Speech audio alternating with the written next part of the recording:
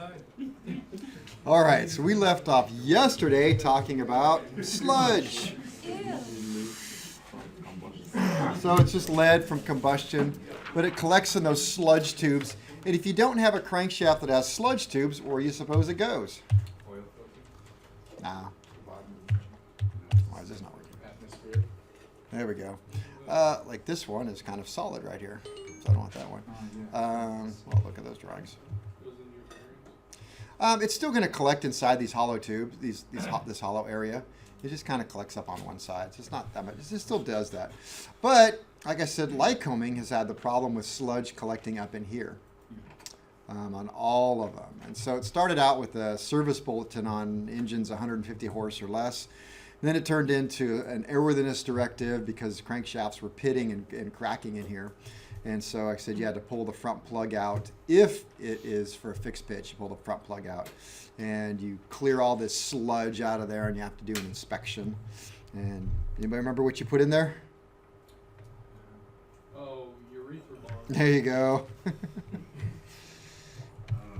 sense now. Yeah, okay.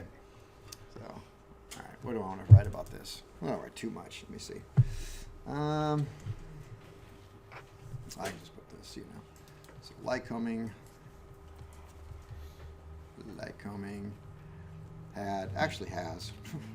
has problems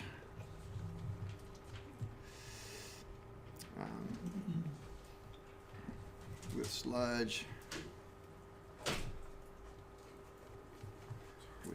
in the front. F-R-O-N-T with the front because the sludge traps moisture.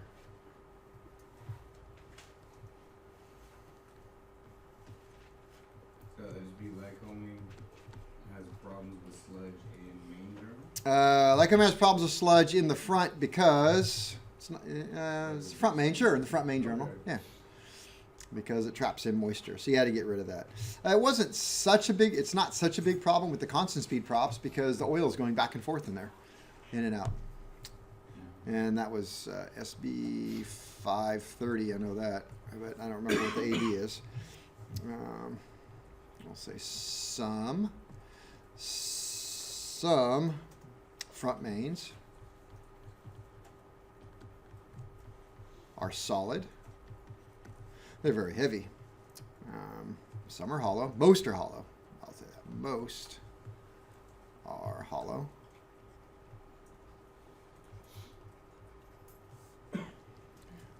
If they are the hollow type, which most are, if it's hollow, you may be set up for fixed pitch prop. And if that's the case, there is a plug in the front.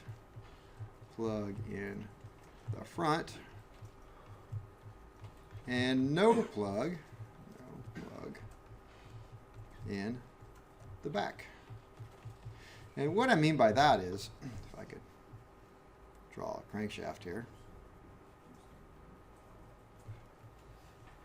So there we go. We got the crankshaft. You know what? Let's try to make that bigger so you can see it. So we got the crankshaft. There we go. Big crankshaft. And we got the crankshaft flange is going to go on. And there's a little bit of a lip right there. And that's going to go towards the back. And in the back, sometimes it's kind of blocked off like that. And so what happens if you have a fixed pitch propeller, there's actually a plug that goes right here. STD 1211. Oh, that was the other part of the joke. So you pull out the STD 1211 plug, you put your urethra bond in there and stamp PID on here. That's the fact. All right, and so what happens, you have these little holes and the oil comes in here, fills this up, and it actually leaks out the back. And that's good, because if you were to block this off, then the oil pressure builds up in here and it pushes on that. And this is just a plug that's actually put in place, and you beat it kind of flat and it just mushrooms in there, and it's just the pressure of that plug holding it in there. Nothing else. It's not safety, not drilled, not bolted, nothing. And so if you have a bunch of oil pressure pushing on this and it eventually blows that cap out, that's where all your oil goes. So that'd be a really bad thing. So you don't want that. So if it's They've never had like a service bulletin or AD to change that? never, it's never been a problem. Isn't that weird? All right, so fixed pitch is that. If it is a constant speed,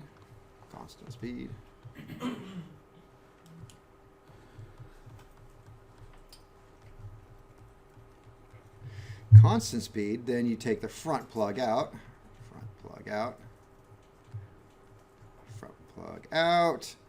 and put the bat and plug the rear.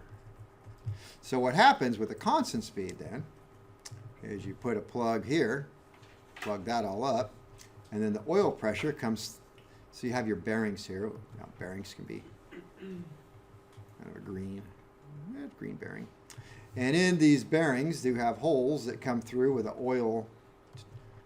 oil passage. And actually what I can do is this. So you have a hole in the bearing. Got to kind of think this through in 3D. You have a hole in the bearing, and you may have a hole in the crankshaft. And the bearing has actually got, it's got some thickness to it. And there's usually a little groove right there. And that little groove lines up with this hole. So you have the groove going all the way around. So this hole is always riding in this little groove. And the oil fills this little groove up, which then happens to go through this little hole. And then it fills up this with oil pressure. And that goes to the propeller. And so there's actually a governor that we'll talk about that next semester. There's a governor that senses the speed of the engine, and based on the speed of the engine and pilot input, it will say add or subtract oil. And so in some cases you will add oil, and that will make a higher pitch. Some cases oil decreases pitch, but it's this oil pressure going in here that will change the pitch of the propeller. So the draining and letting up of oil pressure. But we'll get to that next 8 weeks. Let's see. What do you suppose would happen if you had a a constant speed propeller that's depending on oil pressure to keep a pitch at a certain thing, and this plug starts leaking back here? You're going to look at your pitch to RPM. Yep, it'll start changing your RPM. Governor can't keep up with it. What else we have here? I'm just going to put this in here, just because maybe you're going to go out there to the field and you're going to have these problems, and somebody's got a constant speed propeller, and they call you up and they say, my constant speed propeller, it's not keeping 1 RPM. The RPM is just hunting all over the place, or it's really sluggish. I select an RPM, it just takes forever for it to do it. What happens is you still get all of this sludge can be pink, sludge starts building up inside of here until it starts choking off this, and you can't get oil through. So you need to de-sludge. I think it was Lycoming said every 500 hours. So every time you take your prop off, that'd be a good thing to do. Why? To prevent corrosion.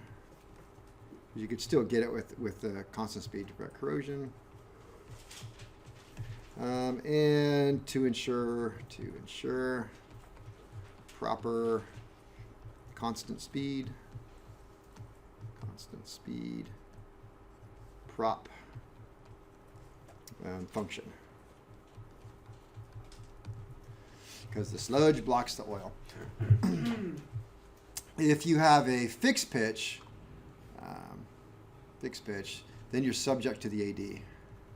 Subject to sludge. I'll just say sludge. Sludge airworthiness directive, which means you have to desludge it more often. I forget how many hours it is. Okay. Bring it up a little bit. Bring it up like that? Yeah. You can do that while it's still in the airplane. Right? Oh yeah, absolutely. A little more. Wow. There we go. How would you desludge it to the airplane? All right, so to desludge it in the airplane, you have to pull out this freeze plug in the front. I'll just call it a freeze plug because that's what they look like. And to get these plugs out, actually to get those plugs out, while you guys are catching up with your little notes, I can talk about that. It's kind of a funny process. How do you get it out? The manual, your manual just says, we'll drill a small hole in it, in this plug. So this plug, like I said, it's concave, and it fits right, it just presses right in, and then you beat on it with a hammer until it gets kind of flat, and that just pushes it in there, right? And so to get it out, what I do is I take a punch, a sharp punch,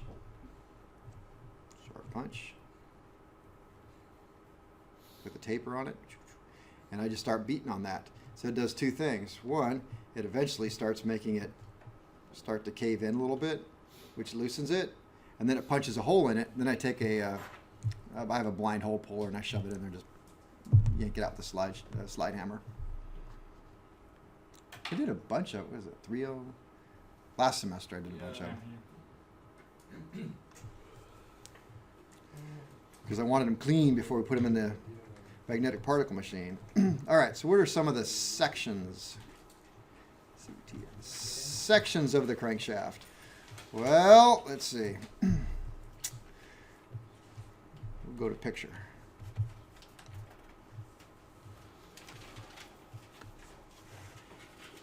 See if you guys can help me out here. What is this part called right here? The main journal. What else is a main journal? Right there and right there.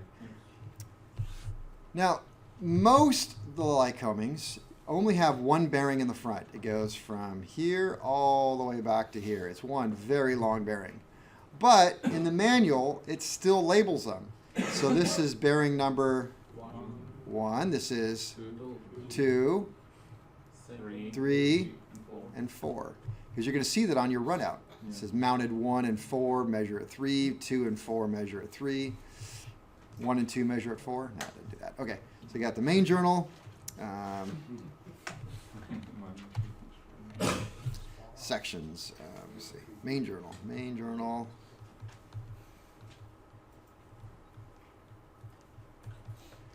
Main journals. We've got the, I wrote supported by and rotates in the main journals. No, in the main bearings. I could write that. No. Crank throws. Crank pins, or sometimes the throws. The throw. All right, so where are my throws? Between 2 and 3, and in between. All right, so there's a throw. Here's a crank pin, and crank pin. Which crank pin is this? Number 1. Why is it number 1? Number 1 connecting rod. It is on a Lycoming, but on a Continental, the 1 is in the back. So for a Lycoming, that's 1, 2, 3, and 4. If it were a Continental, there's a Continental.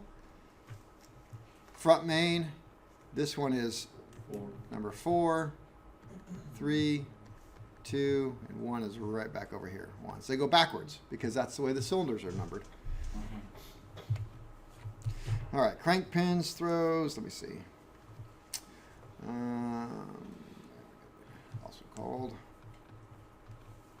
Also called a Conrod journal. Conrod journal. What's Conrod? What's that short for?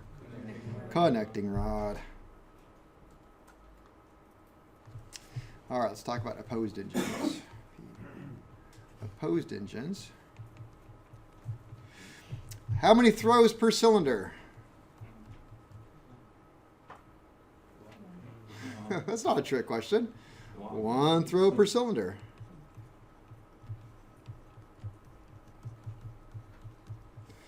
Put this numbered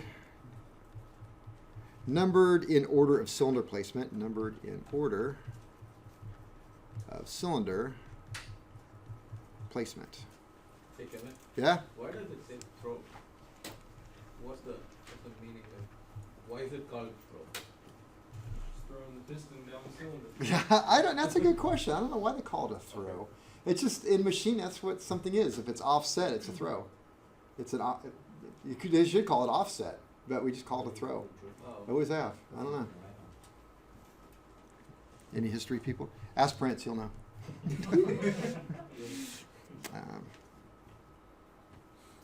So order and cylinder placement. So Lycoming number 1 is in the front. And Continental number 1 is in the back.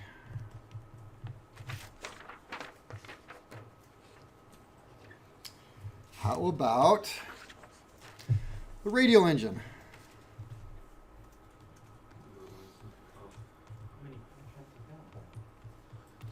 Radial engines. Well, how many throws does it have? One or two. Has one throw per row of cylinders.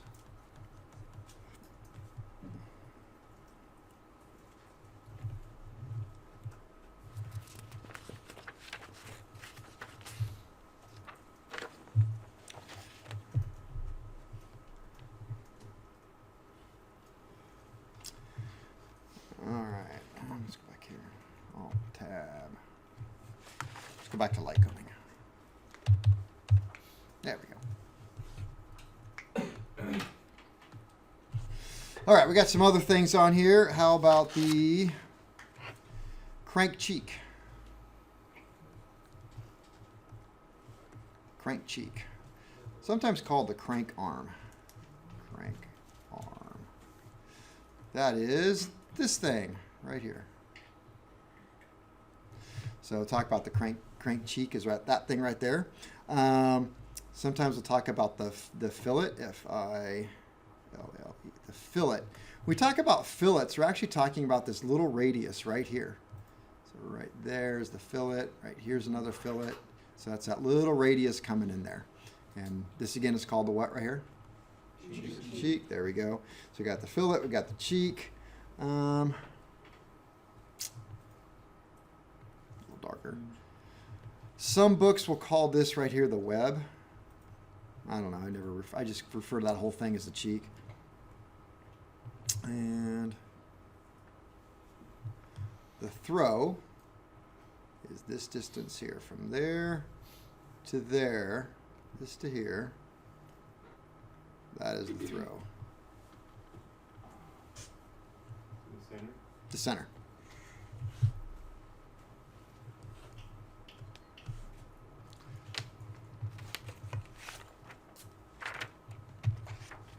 All right, so radial engines. Let me see. We had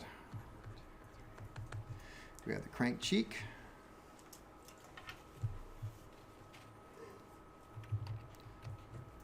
All right, crank cheek. What do I want to say about that? Also called the crank arm. C-R-A, crank arm. We talked about the fillet. The fillet. That was the radius at the end of each journal. So radius at the end of each journal. And then we can talk about counterweights.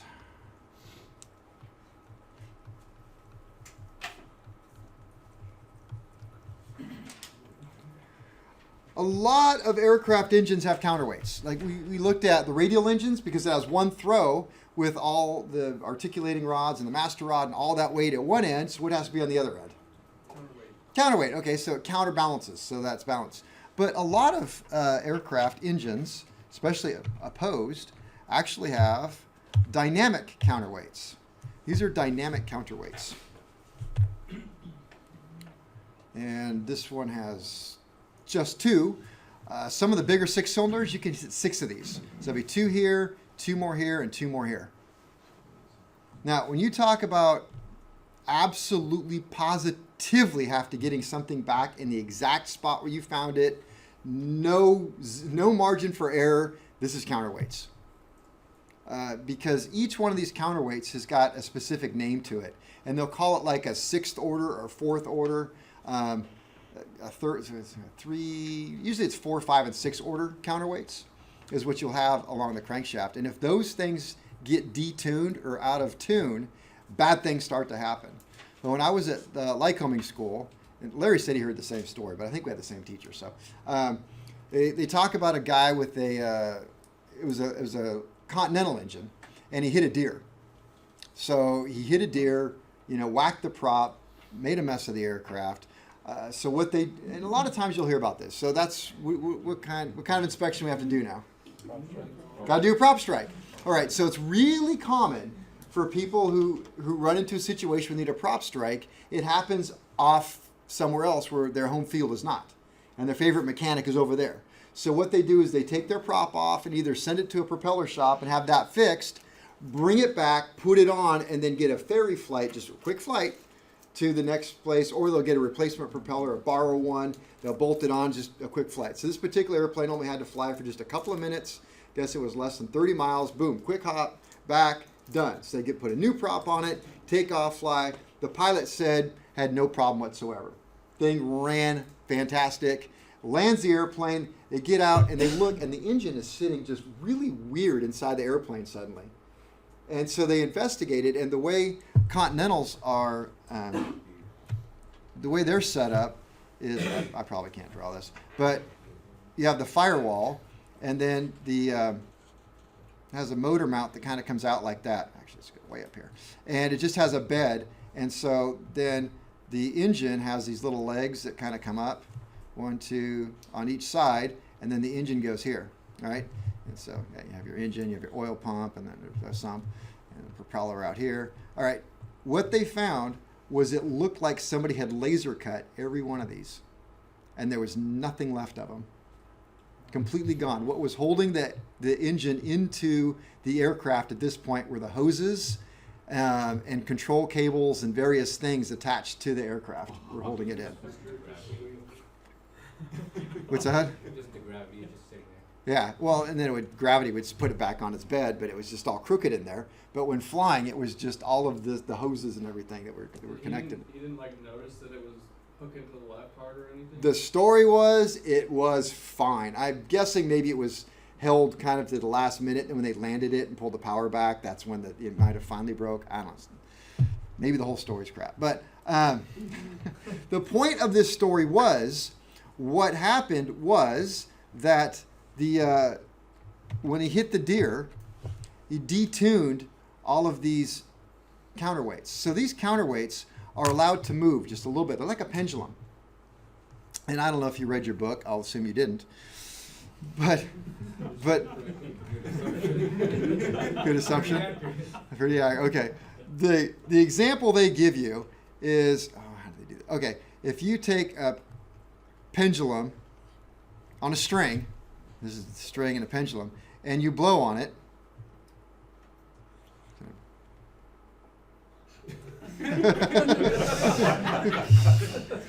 I can't. Katie, come up here and draw. Artists of the family. I am not the artist in the family. All right.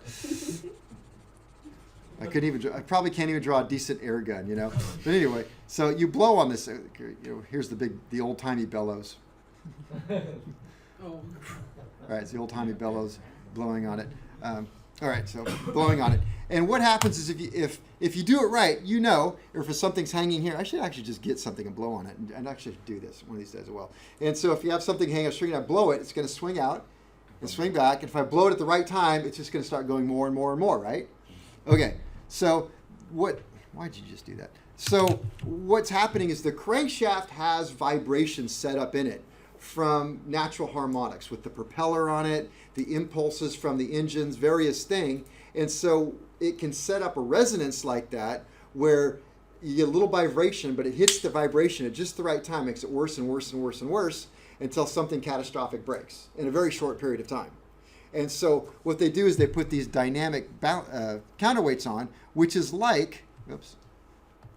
like hanging another weight off of that one.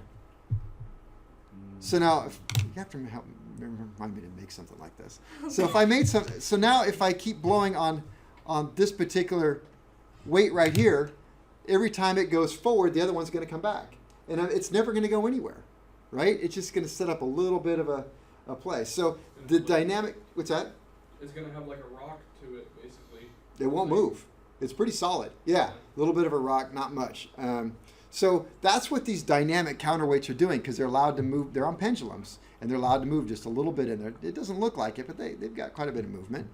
And so they pull out this harmonic balance. And so I was talking about like they have like a fourth, usually they're fourth, fifth, and sixth order. And what the order means, that means like a fourth order vibration is a vibration that would occur naturally every 4 revolutions. A sixth one is every 6th revolution. Like a first order would be every revolution. But I don't see a problem with that because I've only worked on engines that tend to have 4, 5, and 6th order. So you take a look at these big crankshafts, and I don't think I could find one that had all of the counterweights all the way down. They're exactly tuned to where they're supposed to be. And I don't know if I wrote this down because let me see. Oh, I did. Okay. So because of the way they are built, let me see. There we go. Close up. These are the rollers that are in here. So what you have is you have obviously a bushing, a round one though, a bushing that goes inside of the counterweight, and then inside of the counterweight, then there's a bushing in the hanger blade. So this part here is the hanger blade. This is part of the crankshaft. And so you have bushings in the hanger blade, you have bushings in the counterweight, and then holding it all together, of course, is going to be these rollers that are going to go through everything in there. And when you have a circle inside of a circle, you have an extremely small amount of surface area. The two really barely touch each other when you have circles inside of a circles. Right, Alan? You have a number for me? You mean the tangent line? Or? Yeah. No, I think we got it. You got it. So a sudden deceleration puts, this is according to Lycoming, about 90 tons of force on the bushing. 90 tons. That's 90 tons. What is 90 tons? That's what, 180,000 pounds? Something like that. Am I right? So 180,000 pounds of force because these are highly polished and perfectly round, and so well, the bushing is supposed to be. And in fact, it's funny, in an engine that has run for a long time, before I take them apart, I always take the pendulums. You have to pull and run it through their arc. Sometimes you can feel one pop into an indent. You know that one's dead. It's not doing anything. It just went out there and it finds a little spot and it's just weight out there, so it's not doing its job. Got me all excited. So, anyways, I'm telling you about these things. If you don't get the right, and this is funny. So it's critical that you get these put back in the right spot. So critical that mechanics like to do really stupid things. Like this went here, so how can you permanently mark this so you can't screw it up? Exactly. So they take a nice big punch and they drive a punch right here. Ping. Okay, there's one. I'll put a big ping. There's another one here. And this one they'll put 2 pings on the other side. 2 pings. Aren't I smart? And then they over here got 3, then 4. And guess what you just did? Oh, you just bought a new crankshaft. Yeah. So this crankshaft right here, I'm going to guess, just looking at this one with only 2 counterweights, this is a Lycoming 6-cylinder. Oh, I bet new it's probably only $12,000. Yeah, somewhere between 6,000 to 12,000. Yeah, when I was in the field, I know this would have cost at least 8. So, yeah, so don't do that.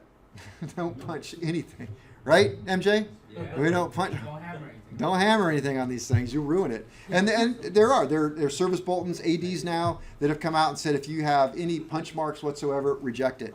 In fact, it became such a problem with these things that there was actually a service Bolton that I would always follow. You had to pull out all the snap rings and stuff, and we had, I forget what the chemical is, but we had this little chemical. We'd have to put it just one drop inside where the bushings go. We take the bushings out, one drop. It's Continentals, and it would get these little specks on it if it was nitrided, and so you had to determine if they were nitride. If they weren't, you had to throw them away. You couldn't even retitride them. So anyway, it's critical. So how do you get them in the right spot? Take a picture. Okay, taking a picture is good. You got to tag them. Sharpie never lasted through all the cleaning. It just doesn't. There's always marks on here. A lot of times, so my guy who took everything apart, he just had a great piece of paper and he would write down every marking on it and exactly where they were. But in all honesty, when you're building an engine, you have the opportunity to put them where you want them. all you have to do is know that this is going to be, because all of these are actually the same part number, most of these weights are, or if they're not, you just figure out which one they are. So like if I know these two went in the back and I've got two that go here and two that go here, when I build them up, I put the bushings that belong in that one in the right one and the rollers that go in that one. So it's not so hard when you're building them up to just build them up correctly and say, okay, I'm building a fifth order weight, and the fifth order weight's going to have to go in the back because you know where it goes. And so that becomes easy. Where it's hard is if you're not building them and you're just taking them apart for some reason and you got to put it back together like you found it with the same rollers and stuff, although I don't know why you'd ever be doing that, then you really have to be careful. So dynamic counterweights. Wow, I could write a lot about this one. You want me to write a lot about this one? Can you go up a little? Can you go much further? Really? That's what you wanted to see? No. Okay, Talking about counterweights. okay. How about I just erase some of my pathetic drawings? Sorry about it. They were Yep. Guy's You got the drunk. point across. I hope so. Believe it or not, while you guys are writing, I'll tell stupid stories. So if you're still writing, just keep writing. Don't listen to stupid story. But I had to get student evaluations every single year for your first 4 years, and so once a year, the teacher would take over the class and another teacher, and I would leave, and then they would say, okay, we're gonna hand out the evaluations on Kevin, and they would watch my lecture and stuff, and I always got high marks on that. On my drawings, and the other teacher would say, your drawings are the best. I'm like, are you joking? And they're like, no, because we've seen them and everybody can draw what you draw. So they've had other teachers who would draw these really intricate 3D kind of things, and the students are like, I can't draw that. They're like, your drawings everybody can do. It's great how you do that. Thank you. That was the design right there. Years of practice. Years of practice, yes. I know, I tell a story where I tell a lot of stories. I have to draw monkeys. And I was drawing a monkey, and I couldn't, and so I drew a monkey, and I had this face on the monkey. I think this was Hannah too. So I draw the monkey, and that's a funny looking monkey. And then I'm like, I don't know what kind of monkey ears like. She's like, they're like people ears. I'm like, oh yeah, it's like a cat, I guess. I remember you were drawing monkeys in the Magneto. Oh yeah, what drives the Magneto? The monkeys. Oh yeah, we do a lot of monkey talk in carburetors. We actually one year I went to a whole thing where we built a carburetor. Sometimes I'll do it. Now I have to because I've already mentioned it. We pretend like we just crashed on a desert island, and we have to build a carburetor out of whatever we find. So we're building carburetors out of coconuts and stuff. And so I don't know. It's kind of fun. So we, as a class, kind of figure out how to build a carburetor. So. And at some point, we're going to need a monkey. So, all right, you guys caught up? Counterweights. All right, counterweights. Well, also called a dynamic dampener. Dynamic dampener. Damper. I gave you the swinging pendulum. Swinging pendulum. Concept. And these are the parts involved. Parts. And I know some of this is honestly, it's a little advanced, but at the same time, I would feel like I wasn't doing my job if I didn't tell you about them and sent you out in the field, and you're looking at these and go, Kevin never even mentioned these things. I at least want you to be able to look at them. I guess my wife just got them. Look at them and say, oh, yeah, Kevin totally talked about this. And I got to go back to that YouTube video. So we have so CW is my abbreviation for counterweights, CW, counterweights. So we have the counterweight hanger, also called the counterweight blade. And that's part of the crankshaft, so part of the crank. So it's molded into the crank, and it's got the two holes on it where the bushings are going to go in, where the roller's eventually going to go in. So we have the counterweight hanger. We have the actual counterweight. I'll just spell that out, the counterweight. We have the counterweight pins, also called rollers. I showed you a picture of those. We have the counterweight plates. And Counterweight plates.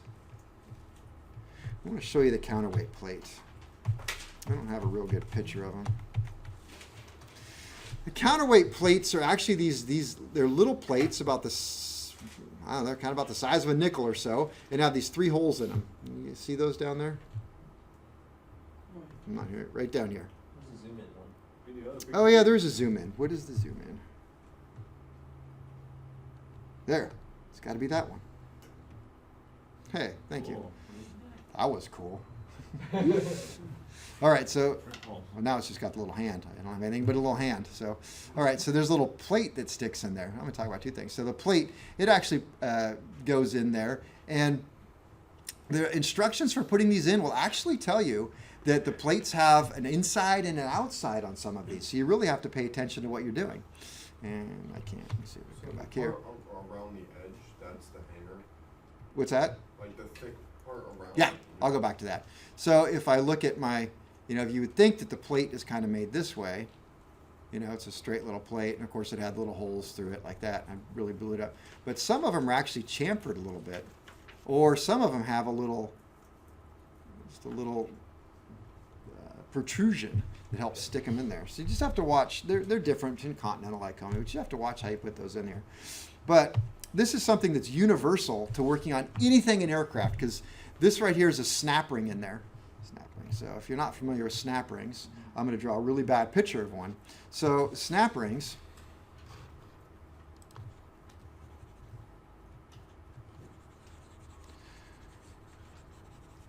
Snap rings. Go back to snap rings. See, I'm going to draw a really bad picture of one. Snap rings have, usually 2 little holes. Let's see if we can start there.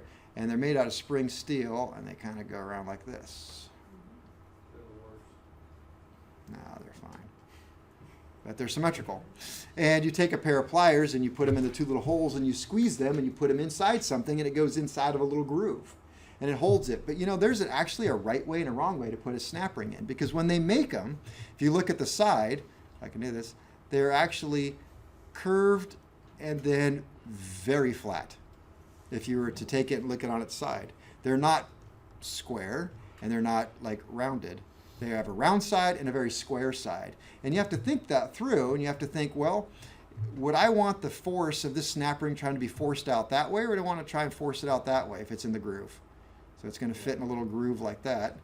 Which way do I want the force? Do I want it A, or do I want B?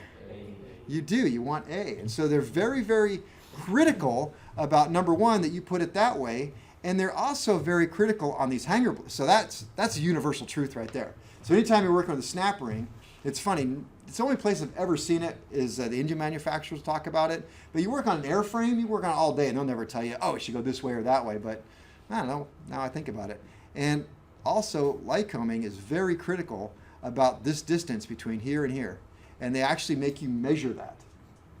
And why do you think they make you measure that? Yeah, if it gets too bent in, it's not going to be tight enough. Okay, so number one, if it gets too bent in, you've taken the spring out of it and forced it. That's true, but that's not what usually happens. What usually happens is... So it doesn't seat properly? If it's wider, it's gonna come out. Right? is it? Nope. It gets a twist in it so it doesn't seat properly? Possibly, yes. It got a twist, or that plate wasn't pushed down all the way, and so you put it inside the hole and let it go, and you're like, it's inside a hole. And next thing you know, it just pops right out. So if it went in and found its groove and seated in the groove right here, then it's going to expand, and you're going to be able to get the proper measurement right here, a big enough gap. So, like, what would happen if, I don't know if yeah, you had a little, this is a technical term, you had a little turd built up right in here. Oops, turd, little turd. Turd built up, then the snap ring wouldn't go all the way in. It's an industry term. Talking to my boss. It's an industry term. Turds and boogers, you don't want them. All right, so the counterweight plates, and then the counterweight snap rings. Snap rings. So I don't know, you can put whatever notes you want to put in there. There's the right way to, not snoop rings, snap rings. So used to take out torsional vibration and power impulses. That to me sounds like a Q&A answer. And I put like a pendulum hanging from a pendulum. And I talked about order. So let's put order number. And I tell you about this because as you're reading the overhaul manual for a lot of these things, it will just talk about the 6th order. Okay, so now install the 6th order counterweight. Like, wait, what is order? What do you mean order? Install the 6th order, 1st order? You know, so does that make sense? So it's like the first thing, so the order of installing is to do the 6th order and the 1st order. That doesn't make any sense. So what does order number mean? So order number refers to the rotation. Rotation. So like first order is every rotation. I could say like 6th order is every 6th rotation.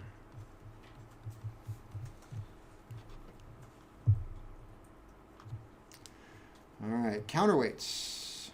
Counterweights, I'll abbreviate. CW. Counterweights can be detuned. Oops, let's try spelling that. Detuned. Detuned. I'll put this is a serious event. So how can we detune them? So prop strike, like hitting a deer.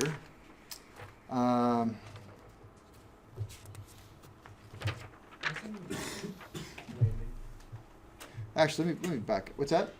How does that even happen? But hitting a deer? Yeah. Oh, they just run out. I mean, you have to think, well, it wouldn't happen here because you can see forever. But think about landing in some place where they've, like I was in Pennsylvania and they had, you know, a runway and trees right there and trees right there. So it's just, you know, it's. They don't see I'm gonna back this out right here. Let me see. Let's see. I'm gonna put this detune. Detune happens when a flat spot. Detune happens when a flat spot is created in a bushing, roller,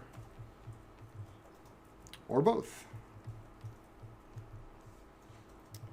And then I'll put this. Detune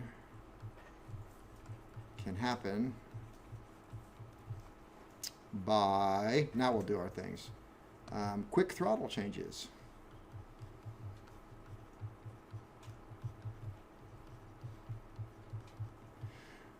All right, so you take your car down to the local Chevy dealership, and you see MJ over there revving the crap out. Ran!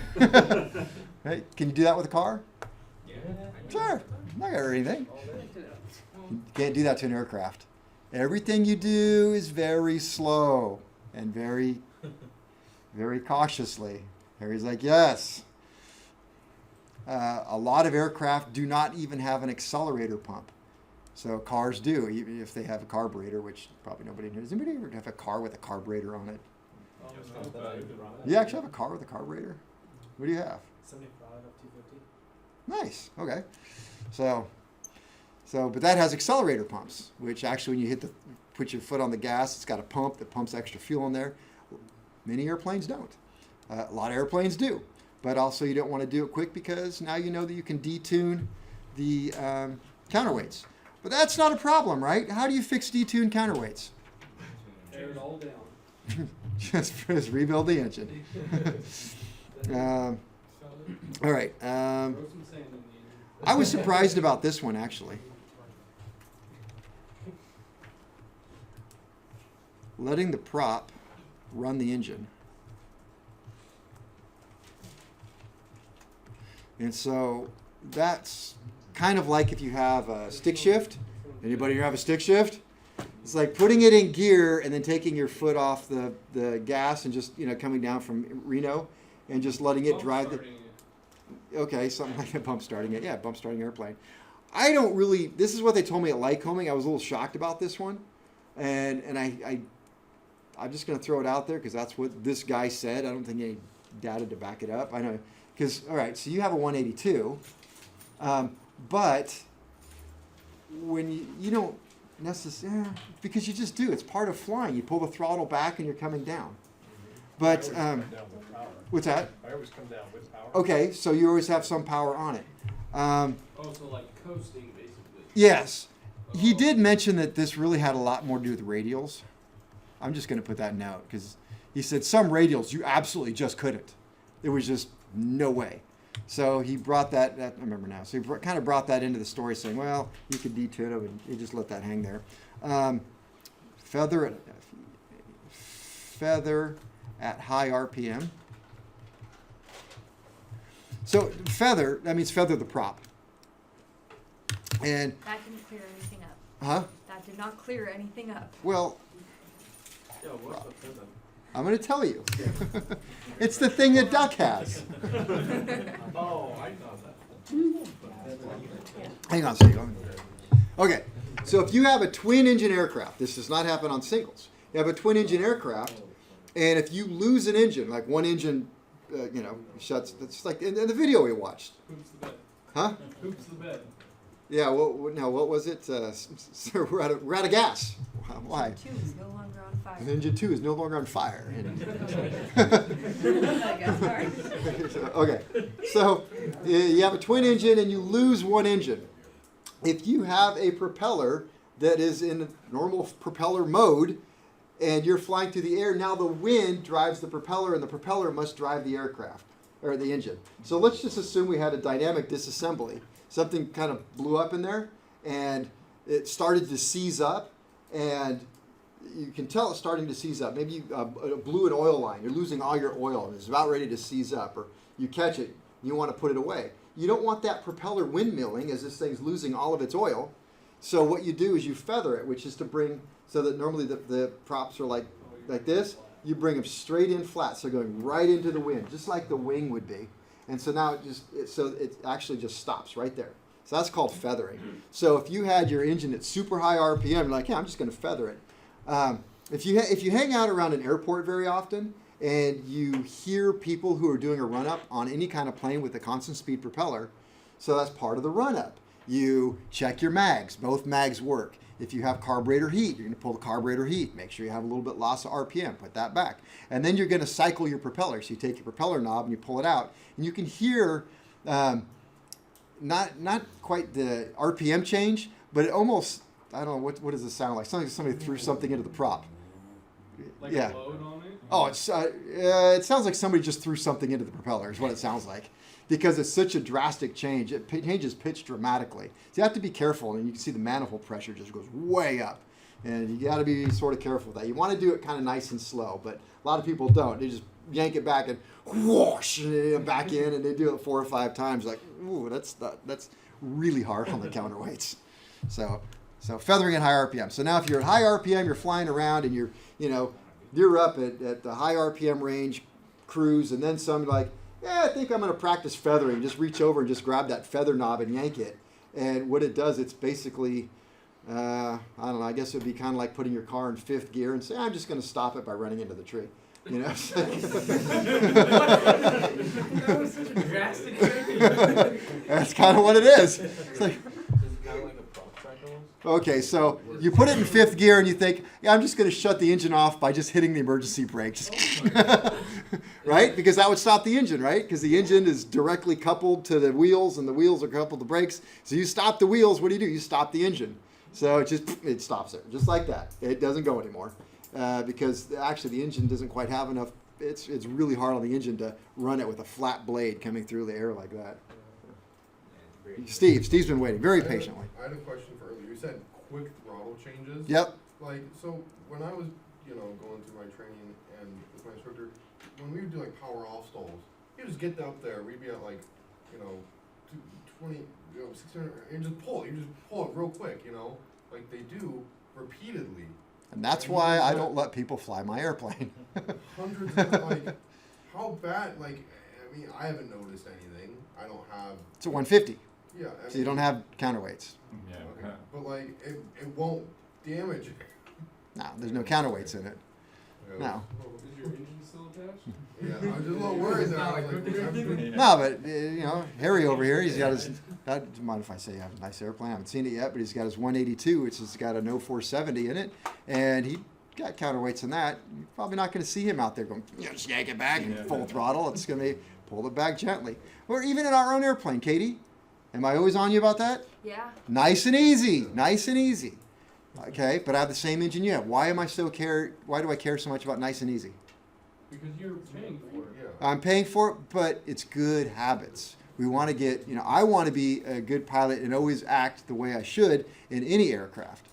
So, all right, let's let you have a break.